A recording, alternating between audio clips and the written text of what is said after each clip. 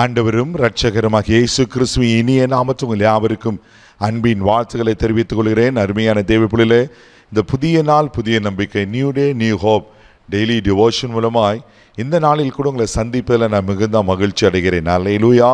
இன்றைக்கு கூட கர்த்தர் நமக்கு கொடுக்கிற வார்த்தை என்ன? சங்கீதங்களின் புஸ்தகம் 138 சங்கீதம் 3வது வசனத்தை கூட வாசிக்க கேட்போம். நான் கூப்பிட்ட நாளிலே எனக்கு மறு உத்தரவு அருளினீர், என் ஆத்துமாவிலே பலன் தந்து என்னை தைரியப்படுத்தினீர். ஆமென். தாவீது எவ்வளவு அழகாய் சொல்றார், நான் கூப்பிட்ட நாளிலே எனக்கு மறு உத்தரவு அருளினீர். ஆமென்.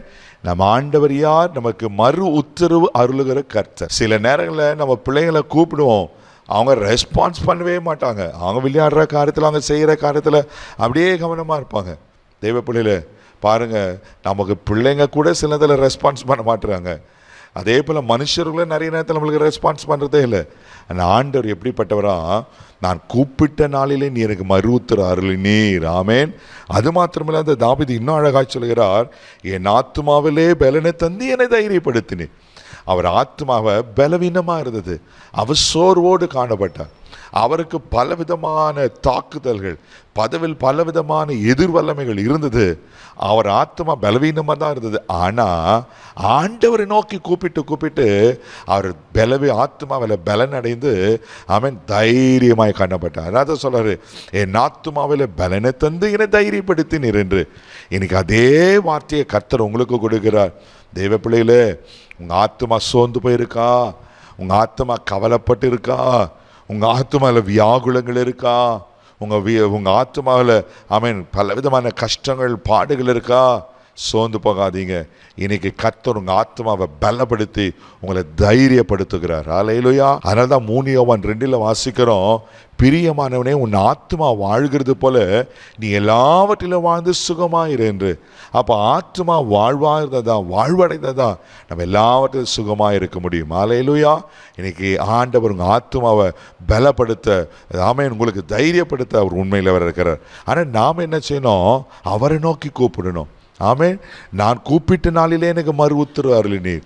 அப்போ ஆண்டவரை நோக்கி கூப்பிடும் போது அவர் மறு உத்தரவு அருளுகிற தேவனாக இருக்கிறார். எப்படிப்பட்ட சூழ்நிலை அவரை நோக்கி கூப்பிடணுமா?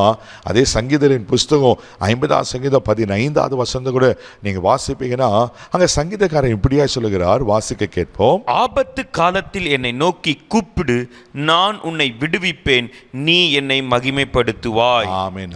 ஆபத்து காலத்தில் என்னை நோக்கி கூப்பிடு, நான் உன்னை விடுவிப்பேன், நீ என்ன மகிமைப்படுத்துவாய். தேவ பிள்ளைகளே, அப்போ உனக்கு ஒருவர் ஆபத்தான சூழ்நிலை இருக்கா, கஷ்டமான சூழ்நிலை இருக்கா, மனபாரமாக இருக்கா, யாருக்கெல்லாம் போய் சொல்லுவேன் பிரதர், யாரையும் நம்ப முடியல, யாருக்கெல்லாம் நான் போய் சொல்லுவேன் அப்படின்னு நீங்கள் கலங்கி கொண்டிருக்கிறீங்களா?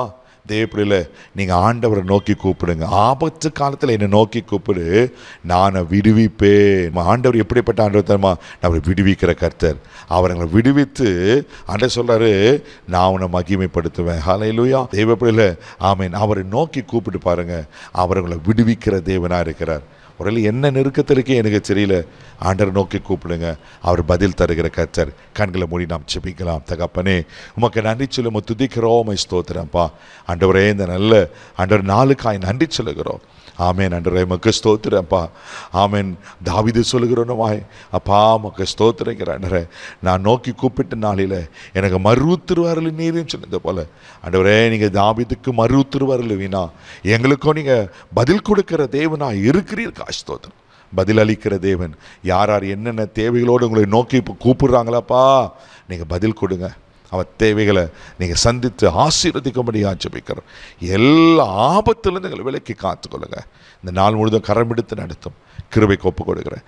இயேசுவின் மூலம் ஜெபம் கேளும் பிதாவே, ஆமென். நீங்கள் ஆண்டவரை நோக்கி கூப்பிடுங்க, அவர் எல்லாவற்றுக்கும் உங்களுக்கு பதில் கொடுப்பார். தைரியமாக போங்க. God bless you.